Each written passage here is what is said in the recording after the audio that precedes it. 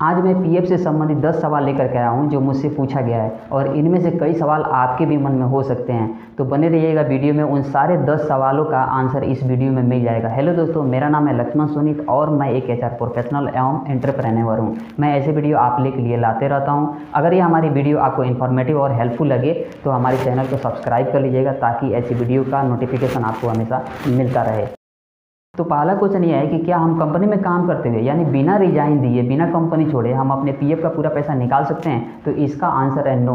अगर आप कंपनी में अभी भी काम कर रहे हैं और आपकी पीएफ का पैसा आपके अकाउंट में जमा हो रहा है तो आप पीएफ का पूरा पैसा निकालने के लिए अप्लाई नहीं कर सकते हैं, एलिजिबल नहीं है। हाँ, अगर आपको पैसे की ज़रूरत है तो आप एडवांस के लिए अप्लाई कर सकते हैं, आपकी एडवांस पैसा निकल सकता है। दूसरा क्वेश्चन मुझसे ये पूछा गया है कि हम अपना पीएफ का पैसा पूरा निकालना चाहते हैं, हम कब एलिजिबल हैं, हम इसके लिए कब अप्लाई कर सकते हैं? तो इसके लिए ईपीएफओ के द्वारा एक छोटा सा कंडीशन है कि आप तभी अप्लाई कर सकते हैं जब आपको नौकरी छोड़े कम से कम 2 महीना हो गया है और आप अभी तत्काल में किसी भी ऑर्गेनाइजेशन के साथ काम नहीं कर रहे हैं, आपकी पीएफ अमाउंट आपके पीएफ अकाउंट में जमा नहीं हो रही है, यानी आप पूर्ण रूप से बेरोजगार हैं, तो आप 2 महीने बाद आप अप्लाई कर सकते हैं, आप अपना पीएफ का पूरा पैसा निकाल सकते हैं।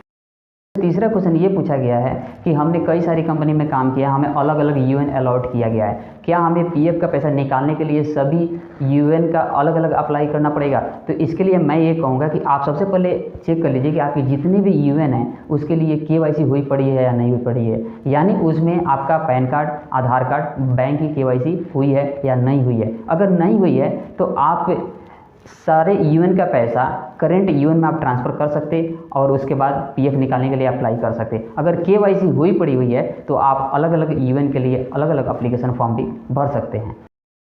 चौथा क्वेश्चन मुझे ये पूछा गया है कि हम अलग अलग कंपनी में काम किए हैं, हमें अलग अलग यूएन अलॉट कर दिया गया है, क्या सभी के लिए केवाईसी करना मैंडेटरी है? तो इसका आंसर है हाँ, आपको सभी के लिए केवाईसी करना पड़ेगा। जैसे मैं पिछला क्वेश्चन में बता दिया हूँ कि सभी के लिए केवाईसी करना पड़ेगा, तो आपको सभी यूएन के लिए आपको केवाईसी करना पड़ेगा, उसके बाद ही आप अपने ट्रांसफ़र क्लेम भर सकते हैं।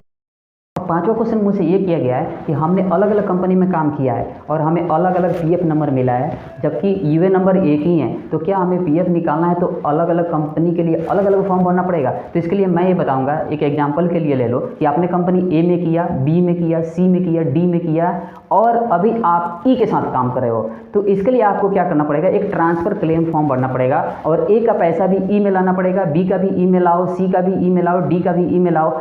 अब ये देख लो कि सारे पैसे आपके पासबुक में आ गए या नहीं आ गए। सारे पैसे जब आ गए इसके लिए आप कंफर्म हो जाओ, उसके बाद आप पीएफ विड्रॉल के लिए फॉर्म सबमिट करो, जिससे आपका पीएफ का जो विड्रॉल फॉर्म जो होगा वो कैंसिल और रिजेक्ट नहीं होगा, आपका पीएफ का पैसा निकल जाएगा। अगला क्वेश्चन मुझसे ये किया गया है कि हमने पिछले कंपनी में काम किया है और मैं अभी करंट एम्प्लॉयर के साथ काम कर रहा हूँ, हमने पिछले कंपनी का पैसा करंट एम्प्लॉयर में ट्रांसफ़र नहीं किया है लेकिन हमें अभी कुछ पैसे की ज़रूरत है, क्या एडवांस निकाल सकते हैं? तो इसका आंसर है यस, आप बिना ट्रांसफ़र किए आप एडवांस के लिए अप्लाई कर सकते हो, आपका एडवांस निकल जाएगा।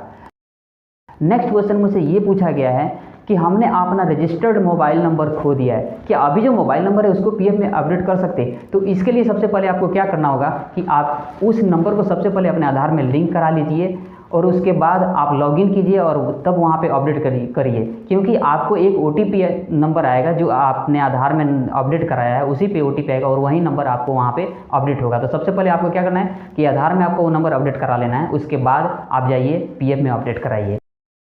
अगला क्वेश्चन मुझसे ये पूछा गया है कि हमारे पास जो बैंक अकाउंट था और उसको जो हमने पीएफ में अपडेट कराया था वो अभी हमारी बैंक अकाउंट बंद हो चुकी है, क्या दूसरा बैंक अकाउंट अपडेट कर सकते हैं? तो आंसर है यस, आप अपना दूसरा बैंक अकाउंट अपडेट कर सकते हैं। आपको इसके लिए बैंक केवाईसी करना पड़ेगा और एम्प्लॉय से अप्रूव्ड कराना पड़ेगा, उसके बाद आपका वो नंबर अपडेट हो जाएगा। अगला क्वेश्चन मुझसे ये पूछा गया है कि हमने अपना काम छोड़ दिया है लेकिन कंपनी जो एम्प्लॉयर है हमारी रिजाइनेशन डेट अपडेट नहीं किया है, जिसके लिए हम पीएफ निकालने के लिए अप्लाई नहीं कर पा रहे हैं, तो क्या ये रिजाइनेशन डेट है खुद से अपडेट कर सकते हैं? तो इसका आंसर है यस, आप अपना रिजाइनेशन डेट खुद से अपडेट कर सकते हैं। इसके लिए आप जो लास्ट वर्किंग डे है आपको वो डेट अपडेट करना पड़ेगा, लेकिन इसके लिए आपका जो आधार में मोबाइल नंबर है उसको वेरीफाई करना पड़ेगा। जब आप अपडेट करने जाएंगे तो आपको एक ओटीपी सेंड किया जाएगा आपका आधार बेस्ड मोबाइल नंबर पे और उसको वेरीफाई करना पड़ेगा, उसके बाद आपका रिजाइनेशन डेट ऑटोमेटिक अपडेट हो जाएगा और आप पीएफ के लिए अप्लाई कर पाएंगे। अगला क्वेश्चन मुझसे ये किया गया है कि हमने पीएफ निकालने के लिए अपना फाइनल फॉर्म सबमिशन कर दिया है अब ये पीएफ कितने दिन में आएगा? क्या ईपीएफओ के द्वारा कोई टाइम दिया जाता है, कोई समय लिमिट दिया जाता है कि ये पीएफ का पैसा इतने दिन में आपके अकाउंट में क्रेडिट हो जाएगा? तो इसका आंसर है यस। ईपीएफओ ने लिखे हुआ है कि अगर आपका पैसा ज़्यादा से ज़्यादा 20 दिन में नहीं पहुंचता है तो आप ग्रेवियंस पोर्टल पे जा करके कंप्लेन कर सकते हैं या हेल्पलाइन नंबर पे संपर्क कर सकते हैं, आपका सोल्यूशन वहाँ से मिल जाएगा। लास्ट नेक्स्ट क्वेश्चन मुझसे ये पूछा गया है कि हमने कंपनी ज्वाइन कर लिया है और हमें यूएन नंबर अलॉट कर दिया गया है और हमारी पीएफ का पैसा हमारे पीएफ अकाउंट में जा भी रही है, लेकिन किसी कारणवश हमें अपना आधार में नेम का करेक्शन करना पड़ गया, तो क्या बाद में हम पीएफ का पैसा निकाल सकते हैं या एडवांस के लिए अप्लाई कर सकते हैं? तो इसका आंसर है कि नहीं। जब तक आप अपने पीएफ में जो नाम है और आपकी जो आधार में नाम है मैच नहीं हो जाता है, तब तक आपका पीएफ का पैसा नहीं निकल सकता है। इसके लिए आपको करेक्शन फॉर्म भरना पड़ेगा और आपका नाम एज पर आधार करेक्ट करवाना पड़ेगा। अगर आप अपना नाम या फादर का नाम, अपना डेट ऑफ बर्थ करेक्ट कराना चाहते हैं तो इस पर मैं फुल वीडियो बनाया हुआ हूँ, आप जाकर के ये वाला वीडियो देखिए, ये देखिए।